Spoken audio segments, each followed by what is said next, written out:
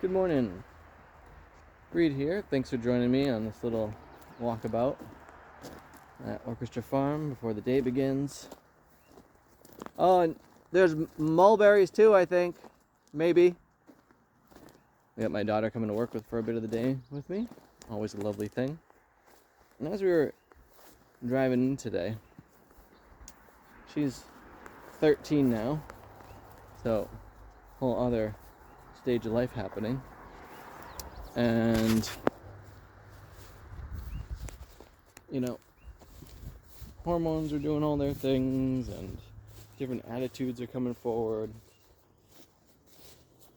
And one of the things I was communicating to her is this notion of like the ability to feel is amazing.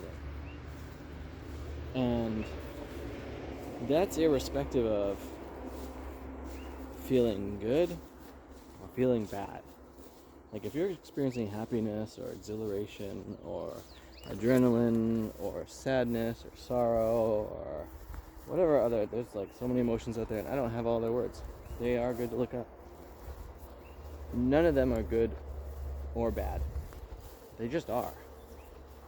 And she was like, what? No, happiness is good. And I was like, some people actually like hurting people. Or I mentioned like her little brother who's 2 tomorrow. He will laugh a whole lot when he's playing and his face smashes into the ground. Frequently he just laughs about that. And I'm like, but is that actually good? I don't think so, but he likes it. So, okay, and he doesn't seem hurt by it. So, okay. Whatever. Now, check this out. This is cool. Here we are. It's early July. You see all that water there? That's what the earth is here. That's why it's so green everywhere. Again, that's neither good nor bad. It's just a condition.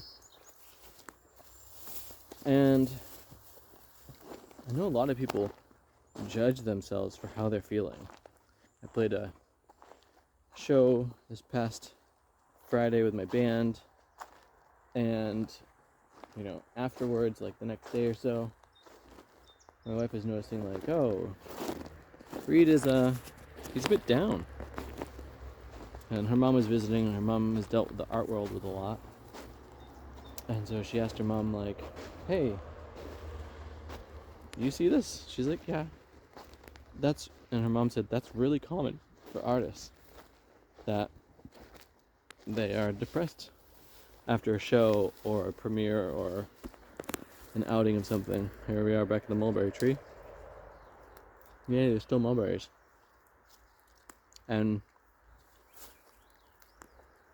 I had to tell my wife, like, I'm okay. There's nothing wrong with me. It's okay to feel this way. And in fact, it's good that I can feel. You don't need to fix me. There's nothing wrong. And that can be hard when we're with people and, they're going on the roller coaster of life with their feelings. But the more space that we can actually have to just feel them and allow them to pass, because they're all temporary. And in particular, like, if we can not chase a given feeling, then we can actually like live in the health of the moment. And just how important that is. And it's like, sometimes it's the most appropriate thing to be upset or to grieve or to be elated for a moment, and to not feel the need to diminish those feelings for another person or group or whatever the scenario is, and to really allow ourselves to emote, I think is actually extremely healthy. I'm not saying it's comfortable all the time, but there's a difference between being comfortable and being healthy. And I think society at large would actually really benefit from allowing themselves to feel more. I think that's like one of the things we like about artists is they're able to express a feeling through their art that maybe we struggle with. And I don't think that emotions should rule our life. But I think there's a big difference between experiencing it and it ruling us, and having space for emotions without them, owning the situation. And I also think there's times to acknowledge when, like, oh, someone else needs to, like, feel this in a big way, and I'm actually going to be a support person with them. Not necessarily diminishing my own feeling, but also just not taking the center stage myself. It's a complex thing. Wow, this pecan here is it's a good 10 feet tall right now. I'm really filling out nicely. And these yellow raspberries are so delicious. Love that. So, with that, I'll also just say that I really appreciate playing music as a way to embrace my feelings. And even painting. I find a lot of joy in the ability to play with color and have that be something of an emotive experience.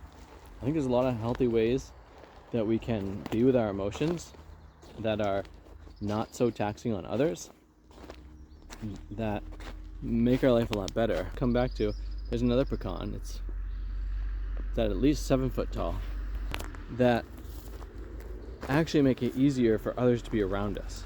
Because, when you look at like a little baby and they're upset about something and they're screaming their little head off, that's not easy to be around.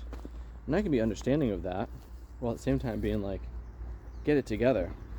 And to acknowledge that, like, if you're in your teenage years, that your hormones are going all over the place and your emotions are probably coming out in ways that aren't the most graceful. And frankly, some of us never get beyond that.